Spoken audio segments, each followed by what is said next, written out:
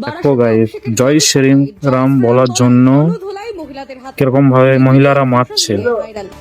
অভিষেকের সভা শুরুর আগে মহিলাদের মিছিল যাচ্ছিল। সেই সময় তিতুমির বাসস্ট্যান্ডের কাছে এক ব্যক্তি জয় শ্রীরাম বলে। মুহূর্তের মধ্যেই মহিলারা ঘুরে গিয়ে তাকে চড় থাপ্পড় মারতে শুরু করে দেন। তারপর তার মুখ দিয়ে জয় বাংলা বলিয়ে তারপর তাকে ছেড়ে দেওয়া হয়। Bureau report, NB Bangla media.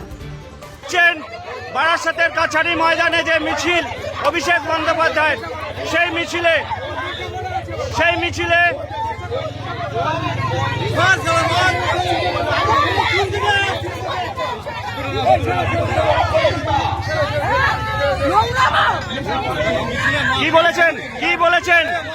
কি বলেছেন আপনি নেশা করে আছেন? নেশা করে আছেন?